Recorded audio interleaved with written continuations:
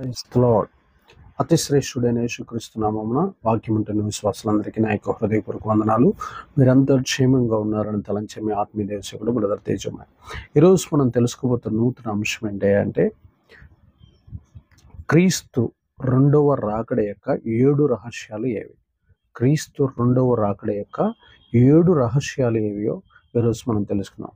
రాకడ బహు సమీపంగా ఉన్నదన్న సంగతి మనం మర్చిపోవద్దు.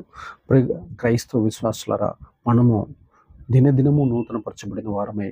నీ ప్రభు రాకడ సమీపించే కొద్దీ ఆయన సహవాసంలో మనం ఏకం కావాల్సిన వారమై ఉన్నాం. అయితే ఈ అంత్య దినాలలో మనం ఉన్నాం కాబట్టి యుద్ధముల గురించి, యుద్ధ సమాచారముల గురించి, వరదలు, కరువులు, భూకంపాలు, అనేక రకాలైనటువంటి సునామీలు, ఎన్నో రకాలైనటువంటి ప్రమాదాలు ఈ రోజున మనం మీడియాలో వింటున్నాం. ఇలా అంత్య దినాల్లో మనం బ్రతుకుతూ అనేక రకాలుగా మన జీవితాల్లో చెడ్డ వార్తలు వింటున్నాం. ఇలాంటి వార్తలే పుట్టుకొని వస్తాయని, అంత్య దినాలలో ఇలాంటి వార్తలు మీరు వింటున్నప్పుడు నా రాకడికి అది సూచనలుగా ఉంటాయని యేసు ప్రభువారు తన నోటితో తన పక్కన ఉన్నటువంటి అపోస్తలులకు, తన దగ్గరున్న ప్రజలకు చెప్పినటువంటి సందర్భాలు మనం మత్తయి సువార్త 24-25 అధ్యాయాల్లో మనం చూస్తున్నాం. దేవునికి మహిమ, ఘనత, ప్రభావములు కలుగును గాక. ఇప్పుడు దేవుని బిడ్డలారా, కాబట్టి ప్రభు రాకడను గురించి జాగ్రత్త పడాల్సిన, సిద్ధపడాల్సిన అవసరత ఎంతైనా ఉంది మన జీవితంలో. అందుకని క్రీస్తు రెండవ రాకడ యొక్క 7 రహస్యాలను నేను ఈరోజు మీకు తెలియచేయాలని ఆశపడుతున్నాను. ఒక ఉన్నతమైనటువంటి కోణంలో మనము దేవుని వాక్యాన్ని పరిశీలిస్తున్నప్పుడు ఒక్కొక్క విషయం మనకు అర్థమవును గాక. వాక్యపు లోతుల్లోనికి మనం వెళ్ళే కొద్దీ దేవుని యొక్క సంపూర్ణమైనటువంటి జ్ఞానము మనల్ని నింపును గాక. ఆయన యందు మనం భయభక్తులు కలిగి ఉండి, ఆయన మనకి ఇచ్చినటువంటి రక్షణని కాపాడుకుంటూ, ఆయన మనకి ఇచ్చినటువంటి సహవాసంలో నిరీక్షణ కలిగిన వారమై, ప్రభు వస్తాడు, మనల్ని శ్రమల నుండి విడిపిస్తాడు, శోధనల నుండి విడిపిస్తాడు, ఈ యొక్క అప్పులు, ఆర్థిక ఇబ్బందులు, బంధకాల నుంచి మనల్ని విడిపిస్తాడు, ఈ రోగాల నుండి, ఈ యొక్క అనేక రకాలైనటువంటి శత్రు సమూహాల నుండి, ఈ మంత్రాలు, దెయ్యాలు, చీకటి శక్తులన్నింటిలో నుంచి మనల్ని విడిపించి తన రాజ్యానికి మనల్ని వారసులుగా చేస్తాడనేటటువంటి నిరీక్షణ గలవారమే ఆయన రాకడ కోసం మనం అందరము ఎదురు చూస్తూ ఉండాలి. అది ప్రతి క్రైస్తవుని యొక్క బాధ్యత ఉన్నది. దేవునికి మహిమ కలుగును గాక. ఇలాగా యేసు ప్రభువారు కొన్ని విషయాలు మనకు తెలియజేస్తున్నాడు. తన రాకడ యొక్క రహస్యాలు మనకు తెలియజేస్తున్నాడు. యోహాను సువార్త మొట్టమొదటి రహస్యం, యోహాను సువార్త 6వ అధ్యాయం ఒకసారి మనం ధ్యానిస్తే 40వ వచనాన్ని ఒకసారి చూద్దాం. కుమారుని చూసి ఆయన యందు విశ్వాసం ఉంచు ప్రతివాడును నిత్య జీవము పొందుటయే నా తండ్రి చిత్తము, అంత్యదినమున నేను వారిని లేపుదును. ఆమేన్. దేవునికి మహిమ కలుగును గాక. ఇక రాస్తున్నటువంటి మాటల్లో ఉన్న ఆంతర్యానికి కనుక మనం చూస్తే, యేసును నమ్మిన వారు తిరిగి మొట్టమొదట లేస్తారు. యేసు ప్రభువారు నమ్ముకొని ఎవరైతే చనిపోయిన వారు మొట్టమొదటిసారిగా తిరిగి లేస్తారు. దేవునికి మహిమ కలుగును గాక. ఎవరైతే క్రీస్తు యేసునందు విశ్వాసం ఉంచి నిత్య జీవాన్ని పొందుకుంటారో, నిత్య జీవాన్ని అంటే ప్రభువు అయిన యేసు ప్రభువారు అక్కడే ఈ లోకంలో దేవుడు, మిగతా వారు దేవుళ్ళు కారు, వారు మనుషులు మాత్రమే. వారందరికీ సమాధులు ఉన్నాయి, వారు సమాధుల్లోనే బంధించబడి ఉన్నారు. వారు తమ యొక్క ప్రాణాన్ని, శరీరాన్ని, ఆత్మని వారు జయించలేక మృత్యువు చేతిలో ఓడిపోయారు. దేవుళ్ళు, దేవతలను పేరు పెట్టబడిన వారంతా భూమి కింది భాగాల్లో భద్రపరచబడ్డారన్న సంగతి ఎవరైతే నమ్మి నిజరక్షకుడు, నిజమైన దేవుడు యేసు ప్రభువారైన సంగతి గ్రహించి ఆ దర్శనం ప్రకారము ఆయనలో విశ్వాసం ఉండి మొట్టమొదటిగా చనిపోయారో, ఆ చనిపోయిన వారు మొట్టమొదటిగా ఆయన రాకడలో లేపబడతారు. ఇది మొట్టమొదటి రహస్యం. ఇక రెండో విషయానికి కనుక మనం చూస్తే, దేవునికి మహిమ, ఘనత, ప్రభావములు కలుగును గాక. మత్తయి సువార్త 21వ అధ్యాయం ఒకసారి చూద్దాం. మత్తయి సువార్త 21వ అధ్యాయం మనం ధ్యానిస్తే అక్కడ రాయబడినటువంటి మాటలు మనం చూద్దాం. 21వ అధ్యాయము 31వ వచనం. అందుకు వారు మొదటి వారే అనిరి, యేసు సుంకరులను, వేశ్యలను మీకంటే ముందుగా దేవుని రాజ్యంలో ప్రవేశించుదురని మీతో నిశ్చయముగా చెప్పుచున్నాను. దేవునికి మహిమ కలుగును గాక. దేవుని బిడ్డలారా, ఇక్కడ సుంకరులను, వేశ్యలను మీకంటే ముందుగా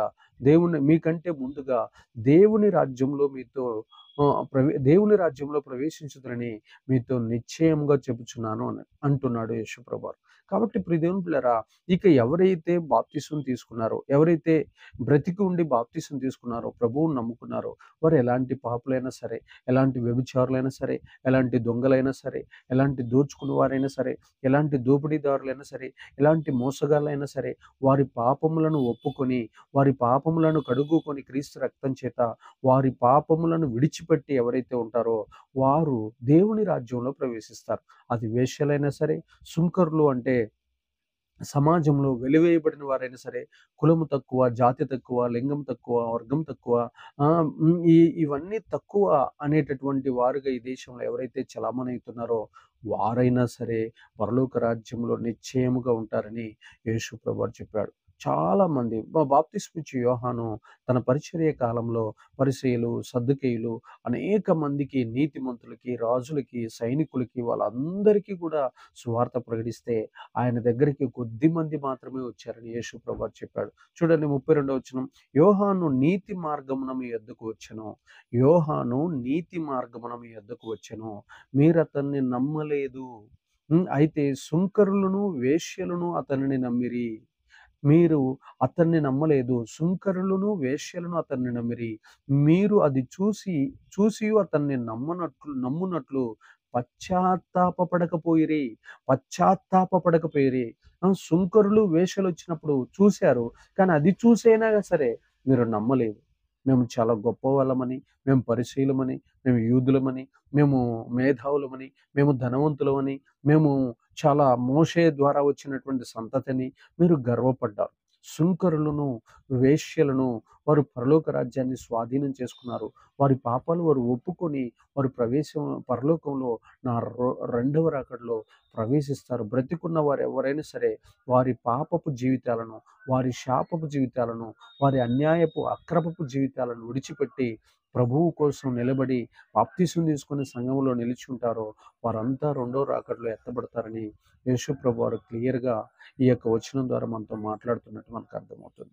ఇక మూడో విషయాన్ని మనం ధ్యానిద్దాం. ప్రియదేవుని సంగమా, రోమిలికి రాసిన పత్రిక ఇక క్రీస్తు రెండవ రాకడలో ఉన్న మూడో రహస్యం గురించి కూడా మీకు తెలియజేస్తాను. క్రీస్తు రెండవ రాకడలో ఉన్న మూడో రహస్యాన్ని మనం తెలుసుకుందాం. రోమిలికి రాసిన పత్రిక 8వ అధ్యాయం 19వ వచనాన్ని ఒకసారి మనం ధ్యానిస్తే, 8వ అధ్యాయము 19వ వచనం ఒకసారి మనం ధ్యానిస్తే, దేవుని కుమారుల ప్రత్యక్షత కొరకు సృష్టి మిగుల ఆశతో తేరిచూచుచు కనిపెట్టుచు ఉన్నది. దేవునికి మహిమ కలుగును గాక. యేసు ఈ సృష్టికి ఉన్నటువంటి బానిసత్వాన్ని విడిపించబోతున్నాడు. ఈ సృష్టి శాపముతో నింపబడింది. ఎప్పుడైతే ఆదాము, హవ్వ పాపం చేశారో ఆ పాపం వల్ల ఈ సృష్టి మీదకి దేవుని కోపం వచ్చి శాపం పెట్టాడు. ఎందుకంటే నరులు చేసినటువంటి ఆ తప్పుకి నరులు శ్రమ అనుభవించాలని, నరులు భయంకరమైనటువంటి ఆ యొక్క దేవునికి అవిధేయత చూపించినందున వారు గచ్చపొదలు ముళ్ళ తుప్పలు పుట్టినప్పుడు దాన్ని పెరికి వేసుకొని పంట పొలాల్లో పండే పంటను తినాలనే ఉద్దేశంతో దేవుడు ఈ సృష్టిని శాపానికి అప్పగించాడు. మనకి తెలియకుండానే కలుపు మొక్కలు వస్తూ ఉండటానికి కారణం దేవుని యొక్క శాపం యొక్క ఉద్దేశమే. కాబట్టి ఇప్పుడు దేవుని బిడ్డలారా, ఆటోమేటిక్గా మనం మంచి విత్తనాలు వేస్తే ఆ మంచి విత్తనాలతో చెడ్డ విత్తనాలు, చెడ్డ మొక్కలు రావడానికి కారణము ఈ యొక్క సృష్టి శాపాన్ని అనుభవిస్తుంది. దేవుని యొక్క శాపం భరిస్తుంది కాబట్టి ఈ సృష్టి భయంకరంగా వేదన అనుభవిస్తుంది. ప్రభువా నన్ను విడిపించయ్యా, వారు చేసిన తప్పుకు నేను ఎందుకు ఇలాగా బంధించబడాల్సి ఉన్నది అని చెప్పి దేవుడి దగ్గర మొరపెడుతున్నప్పుడు దాని మొర్రను ఆలకించి, ఎప్పుడైతే దేవుని యొక్క కుమారుల యొక్క ప్రత్యక్షత అంటే క్రీస్తును నమ్ముకున్నటువంటి, క్రీస్తు రక్తం చేత కడగబడి దేవుడు పంపించిన ఆదరణకర్త అంటే పరిశుద్ధాత్మ చేత నింపబడి ఎవరైతే వారు ఒక రాజ్యంగా, ఒక సమూహంగా నిర్మాణం జరుగుతాదో అప్పుడు ఈ యొక్క భూమికి గొప్ప విడుదల, బానిసత్వం నుండి, చెర నుండి, శాపము నుండి, దేవుని యొక్క ఉగ్రత నుండి ఈ యొక్క సృష్టి మిగుల విడుదల పొందుతుందని, దాని యొక్క ఆశ నెరవేర్చబడుతుందని రోమిలికి రాసిన పత్రిక 8వ అధ్యాయం 19వ వచనంలో పౌలు గారు రోమిలికి పత్రిక రాస్తూ తెలియజేస్తున్నాడు. మూడో రహస్యం ఏంటంటే భూమి సంపూర్ణంగా ఈ యొక్క శాపం నుండి, బానిసత్వం నుంచి విడుదల పొందుతుంది. క్రీస్తు రెండో రాకడలో జరగబోతున్న మూడో అద్భుతం ఇది. ఇక నాలుగో విషయాన్ని మనం ధ్యానిద్దాం. దేవుని బిడ్డలారా, ప్రకటన గ్రంథము ప్రకటన గ్రంథము 20వ అధ్యాయము 1-2 వచనాలు చూస్తే క్రీస్తు రెండో రాకడలో జరగబోతున్నటువంటి 4వ రహస్యం అద్భుతమైందయ్యా అంటే ఒకసారి మనం చూద్దాం. మరియు పెద్ద సంఖ్యలను చేత పట్టుకొని అగాధం యొక్క తాళపు చెవి గల ఒక దేవదూత పరలోకం నుండి దిగివచ్చుట చూచితిని. అతడు ఆది సర్పమును అనగా అపవాదియు సాతానును అను ఆ గడసర్పమును పట్టుకుని 1000 సంవత్సరములు వారిని బంధించి అగాధములో పడవేసి. దేవునికి మహిమ కలుగును గాక. ఈ భూమిని మోసం చేస్తున్నటువంటి తేజో నక్షత్రము, తేజో నక్షత్రము, భూమికి నక్షత్రము చాలా కోట్ల రెట్ల పెద్దగా ఉంటది. లక్షల రెట్ల పెద్దగా ఉంటది. అయితే ఇక్కడ భూమి మీద పడిన ఒక దురాత్మ పేరు, ఒక కెరూబు పేరు ఏం పేరంటే లూసిఫర్. ఈ లూసిఫరు నక్షత్రముతో సమానమైనటువంటి అంత శక్తి కలిగిన వాడు. అయితే తన తన యొక్క తన యొక్క పతనము భూమి మీద పడింది. చూడండి ప్రియ దేవుని బిడ్డలారా, మనము ఆకాశంలో చూస్తున్నటువంటి తోకచుక్కలు చాలా పెద్దగా కనిపిస్తాయి. అవి భూమి మీద పడ్డప్పుడు కొద్ది రాళ్ళగా మాత్రమే కనిపిస్తాయి. అలాగనే ఒక గొప్ప కాంతి కలిగినటువంటి తేజో నక్షత్రమైనటువంటి ఈ యొక్క లూసిఫర్ భూమి మీద పడ్డాడు. వాడితో పాటు వాడి దూతలు, వాడికి సహకరించిన కొన్ని కోట్ల దూతలు భూమి మీద పడ్డాయి. ఈ కోటాను కోట్ల దూతలు ఎంతమంది పడ్డారో చెప్పలేదు, ఈ లెక్క చెప్పలేదు. కాబట్టి ఆ లెక్కను బట్టి చూస్తే ఈ భూమి మీద ఉన్నటువంటి ఈ దురాత్మలు, ఈ పడిపోయిన ఏంజిల్స్, ఈ యొక్క దురాత్మలు, ఈ దేవదూతలు ఏం చేస్తున్నాయంటే తామే దేవుళ్ళని ఆరాధించబడటం కోసం ఒక విగ్రహము చాటును దాక్కొని విగ్రహాన్ని ముందు పెట్టి ఆ విగ్రహం ద్వారా మాయలు, మంత్రాలు, అద్భుతాలు, ఆశ్చర్యకార్యాలు, గొప్ప కార్యాలు చేయించి ప్రజలను తన వైపు తిప్పుకొని వారితో పాటు నరకానికి తీసుకెళ్ళబోతున్నాయి. కాబట్టి ఈ వారు చేస్తున్నటువంటి మోసపు క్రియలు, ఎవరైనా ప్రేమ పెళ్ళిళ్ళు చేసుకుంటున్నప్పుడు వారు వచ్చిన మొక్కుబళ్ళు అడిగినప్పుడు ఆ మొక్కుబళ్ళకు సహకరిస్తాయి దేవతలు, పడిపోయిన దేవతలు. ఆ తర్వాత ఎవరైనా లంచాలు తీసుకొని కానుకలేసినప్పుడు వారిని ఆశీర్వదిస్తాయి. ఎవరైనా వడ్డీ వ్యాపారాలు చేసినప్పుడు వారిని దీవిస్తూ ఉంటాయి ఇవి. ఎవరైనా అన్యాయాలు, అక్రమాలు, దోపిడీలు, దౌర్జన్యాలు, కబ్జాలు చేసి వచ్చి కానుకలేసినప్పుడు వారిని గద్దించవు, వారిని వారిని సరిచేయవు. వారు ఇది పాపము, ఇది తప్పు అని వారిని వారిని హెచ్చరించవు. వారికి మరణము భయము పెట్టవు. కారణం ఏంటంటే అవి పడిపోయిన దూతలు. అలాగా పాపములు చేసేవారిని ప్రోత్సహిస్తూ ఈ విగ్రహ శక్తులు భూలోకంలో పనిచేస్తున్నాయన్న సంగతి మనుషులు గ్రహించెదరుగాక. అయితే ఇక్కడ ఈ యొక్క విగ్రహ శక్తులు వెనక, వీటన్నిటి వెనక సాతాను అనేటటువంటి శక్తి ఇక్కడ రాయబడి ఉన్నది. ఈ పాతాళలోకపు రాజు వాటన్నిటిని నడిపిస్తున్నాడు. వాటికి సంబంధించిన దర్శనాలు, కలలు, ప్రత్యక్షతలు అన్నీ ఇస్తూ వ్యభిచారం చేసినా తప్పు కాదు, డేటింగ్ చేసినా తప్పు కాదు, సినిమా ఫీల్డ్ తప్పు కాదు, సారాయి దుకాణం తప్పు కాదు, అబద్ధాలాడటం తప్పు కాదు, మోసం చేయటం తప్పు కాదు అని ప్రేరేపిస్తూ ప్రజలను తన యొక్క సాతాను జ్ఞానంతో పెంచుతూ వారిని ఆశీర్వదిస్తూ ఈ లోక సంబంధమైన ధనమును వారి మీద కుక్కకు బిస్కెట్లు వేసినట్లు వారి మీదకి ఆశీర్వాదాలను పంపించి వారు అదే పాపం కంటిన్యూ చేస్తున్నట్లు వారిని అనేక రకాలుగా మోసం చేస్తున్నాడు ఈ పడిపోయిన దూతల సమూహానికి అధిపతి అయిన పాతాళపు రాజు. అయితే వాణ్ణి ఒకరోజు పరలోకంలో నుంచి ఒక దేవదూత దిగి వచ్చి వాణ్ణి పట్టుకొని 1000 సంవత్సరాలు బంధిస్తారు. అప్పుడు ఈ భూమి మీద 1000 ఏండ్ల పరిపాలన, యేసుప్రభు వారి యొక్క 1000 ఏండ్ల పరిపాలన జరుగుతుంది. అప్పుడు సాతాను ఈ లోకంలో ఉండడు. కాబట్టి అక్కడ శ్రేష్టమైన రాజ్య పరిపాలన, 1000 ఏండ్ల అత్యుత్తమమైన శ్రేయస్కరమైన, క్షేమకరమైన, సంక్షేమకరమైనటువంటి పరిపాలన భూమి మీద యేసుప్రభు వారు 1000 ఏండ్లు భూమి మీద ఉన్నటువంటి ప్రజలను పరిపాలిస్తాడని మనం వాక్యాన్ని చూడొచ్చు. వాక్యంలో మనం అర్థం చేసుకోవచ్చు. దేవునికి మహిమ, ఘనత, ప్రభావములు కలుగును గాక. ఇక 5వ విషయాన్ని మనం చూస్తే బంధించబడ్డ తర్వాత అతన్ని 1000 సంవత్సరాలు బంధిస్తాడు. క్రీస్తు రెండవ రాకడికి ఇది రెండవ రాకడ యొక్క 4వ రహస్యం ఇది, 4వ అద్భుతం ఇది. ఈ విషయాన్ని మనం మర్చిపోకూడదు. ఇక 5వ విషయాన్ని మనం చూద్దాం ప్రియ దేవుని బిడ్డలారా. మొదటి కొరింథీయులకు రాసిన పత్రిక 15వ అధ్యాయము 24వ వచనాన్ని ఒకసారి మనం చూద్దాం. 22 నుంచి చదువుకుందాం. 28 దాకా చదివితే మనకు ఒక కృంగుత్తమైనటువంటి సబ్జెక్ట్ మనకు అర్థమవుతుంది. చూడండి, ఆదామునందు అందరూ ఎలాగో మృతి పొందుచున్నారో అలాగునని క్రీస్తునందు అందరూ బ్రతికింపబడుదురు.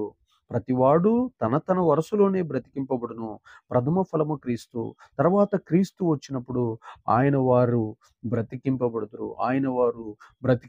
అటు తర్వాత ఆయన సమస్తమైన ఆధిపత్యమును, సమస్తమైన అధికారమును, బలమును కొట్టివేసి తన తండ్రి అయిన దేవునికి రాజ్యమును అప్పగించును.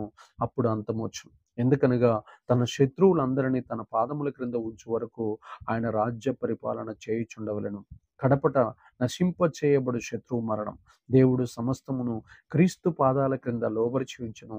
సమస్తమును లోబర్చబడి ఉన్నదని చెప్పినప్పుడు ఆయనకు సమస్తమును లోబరిచిన వాడు తప్ప సమస్తమును లోబర్చబడి ఉన్నదన్న సంగతి విషదమే.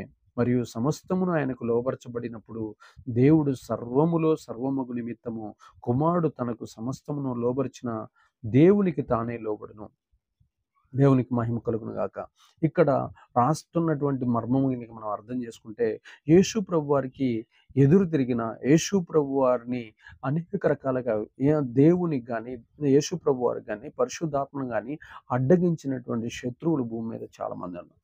ఒక మరణము గాని, ఒక లేమి గాని, ఒక సాతాను గాని, సాతాను దురాత్మలు గాని, దయ్యాలు గాని, ఇలాంటివన్నీ కూడా ఏవైతే వ్యాధులు గాని, రోగాలను కలిగించే శక్తులు గాని, నాశనాన్ని కలిగించే శక్తులు గాని, పాతాళ శక్తులు, అంధకార శక్తులు, మంత్రశక్తులు, దయ్యపు శక్తులు, ఈ శక్తులన్నీ కూడా యేసు ప్రభు వారికి శత్రువులు. ఈ శత్రువులందరినీ ఆయన పాదాల క్రిందకి తీసుకురాబోతున్నాడు ఒక రోజున దేవాతి దేవుడు. అప్పుడు యేసు ప్రభు వారి పాదముల కిందకి ఈ శత్రువులందరూ వచ్చేంత వరకు కూడా ఈ యొక్క కార్యక్రమం జరుగుతూనే ఉంటుంది. ఈ లోకము ముందుకు సాగుతూనే ఉంటుంది. ఎప్పుడైతే ఈ యొక్క శత్రువులందరూ ఆయన పాదముల కిందకు వస్తారో ఆయన అక్కడ రాస్తున్నాడు, ప్రతి శత్రువును ఆయన నాశనము చేయబోతున్నాడు. ప్రతి శత్రువు ఆయన రాజ్యం ఎప్పుడైతే వస్తుందో ప్రతి శత్రువును ఆయన కాళ్ళ కింద పెట్టి తొక్కవేయబోతున్నాడు. ప్రజలను బాధ పెడుతూ, ప్రజలను వేధిస్తూ, ప్రజలను కలవరపరుస్తూ, ప్రజలను అజ్ఞానంతో నింపుతూ, ప్రజలను భ్రమపరుస్తూ, ప్రజలను అనేక రకాలైనటువంటి ధనము వైపు, లోకం వైపు లాక్కొని ఈడ్చుకొని పోతున్నటువంటి ఈ శత్రువులందరి నాశనము ఒకరోజు జరగబోచున్నది. చూడండి ప్రియదేవుని బిడ్డలారా, ప్రతి ఈ యొక్క శత్రువు నాశనము చేయబడతాడు. అక్కడ చూడండి, ఎందుకనగా తన శత్రువులందరినీ తన పాదముల క్రింద ఉంచే వరకు ఆయన రాజ్య పరిపాలన చేయుచుండవలెను. కడపట నశింప చేయబడు శత్రువు మరణము. దేవునికి మహిమ ఘనత ప్రభావములు కలుగును గాక. మరణపు ముళ్ళును కూడా విరిచివేయబోతున్నాడు. మరణాన్ని ఓడించబోతున్నాడు యేసు ప్రభువారు. తన శత్రువులందరిని కూడా క్రీస్తు రెండో రాకడకి ముందు ఓడిస్తాడు అన్నట్టుగా ఆ యొక్క ఓడించినప్పుడే ఆయన రాకడ యొక్క రహస్య రాకడ బయలుపరచబడుతుంది. ఇలాంటి అంశాన్ని మనకి కొరింథీయులకు పత్రిక రాస్తూ పౌలు గారు మనకి తెలియజేస్తున్నాడు. దేవునికి మహిమ ఘనత ప్రభావములు కలుగును గాక. ప్రతి శత్రువును ఓడిస్తున్నాడు. వ్యాధుల బలాన్ని విరగొడుతున్నాడు. దీర్ఘకాలిక వ్యాధుల బలాన్ని విరగొడుతున్నాడు. మరణపు శక్తుల యొక్క బలాన్ని విరగొడుతున్నాడు. దయ్యాలను తరిమి కొడుతున్నాడు. అంత్య దినాల్లో తన పరిశుద్ధాత్మను మెండుగా కుమ్మరించి ప్రతి ఒక్క మనిషి మీద తిష్ట వేసినటువంటి దుష్ట శక్తులన్నిటిని ఓడించుకుంటూ తన ఎదురు తిరుగుతున్న ప్రతి శత్రువును తన కాళ్ళ కింద పెట్టుకుంటూ తన రాకడకు ఈ యొక్క లోకాన్ని సిద్ధపరుస్తున్నాడు. దేవునికి మహిమ ఘనత ప్రభావములు కలుగును గాక. 2 తెస్సలోనికీయులకు రాసిన పత్రిక ఒకసారి మనం ధ్యానిస్తే 1వ అధ్యాయము 6 నుంచి 10 వచనాలు చూస్తే తీర్పు జరుగుతుంది. క్రీస్తు రాకడ యొక్క 6వ రహస్యం. క్రీస్తు రాకడ యొక్క 6వ రహస్యాన్ని మనం చూస్తే ఇక్కడ తీర్పు జరగబోతుంది. చూద్దాం ఒకసారి. తెస్సలోనికీయులకు రాసిన 2వ పత్రిక 1వ అధ్యాయము 6 నుంచి 10 వచనాలు. ప్రభు అయిన యేసు తన ప్రభావమును కనపరుచు దూతలతో కూడా పరలోకము నుండి అగ్నిజ్వాలలతో ప్రత్యక్షమై దేవుణ్ణి ఎరగని వారికిని, మన ప్రభు అయిన యేసు సువార్తకు లోబడని వారికిని ప్రతిదండన చేయనప్పుడు మిమ్మును శ్రమపరచు వారికి శ్రమయు, శ్రమ పొందుచున్న మీకు మాతో కూడా విశ్రాంతియు అనుగ్రహించుట దేవునికి న్యాయమే.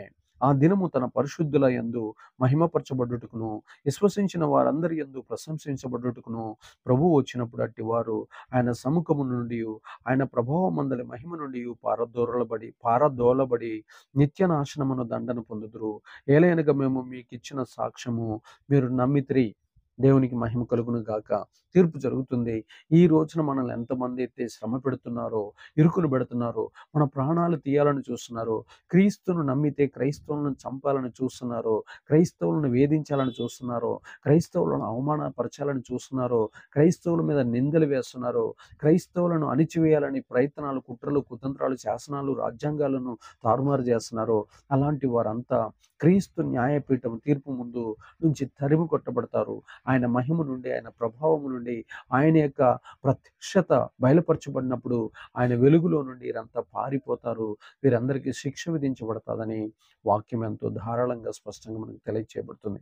ఎవరు అయితే సంఘాలను కూల్చే ఆలోచనలు, దేవుని యొక్క రాజ్యాన్ని కడతా ఉంటుంటే వారికి అడ్డుగా నిలబడినటువంటి వారి యొక్క జీవితాలన్నీ కూడా పారి పర్వతాలు పడతారని, వారందరికీ ఘోరమైనటువంటి తీర్పు ఉంటుందని, శిక్ష ఉంటుందని ఇక్కడ తెస్సలోనికీయులకు రాసిన 2వ పత్రికలో పౌలు గారు మనకి ఎంతో స్పష్టంగా తెలియజేస్తున్నాడు. దేవునికి మహిమ, ఘనత, ప్రభావములు కలుగును గాక.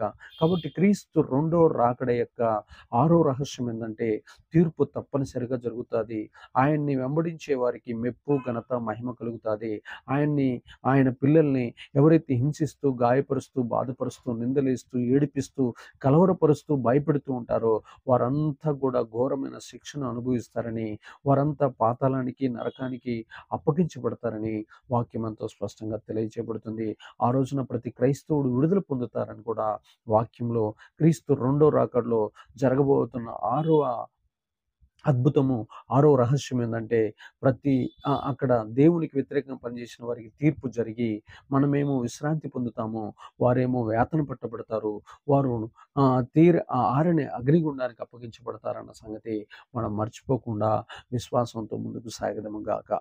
ఇక 7వ రహస్యం ఏందో ఒకసారి మనం ధ్యానిద్దాం. ప్రియ దేవుని బిడ్డలారా, ప్రకటన గ్రంథం 19వ అధ్యాయము 15-16 వచనాలు. 15-16 వచనాలు మనం ధ్యానిద్దాం. జనములను కొట్టుటకై ఆయన నోటు నుండి వాడిగల ఖడ్గము బయలువెడలుచున్నది. ఆయన ఇనప దండముతో వారిని ఏలును. ఆయనే సర్వాధికారియగు దేవుని తీక్ష్ణమైన ఉగ్రతను మద్యము తొట్టి త్రొక్కును. రాజులకు రాజును, ప్రభువులకు ప్రభువును అను నామము ఆయన వస్త్రము మీదను తొడ మీదను రాయబడి ఉన్నది. ఆమేన్. దేవునికి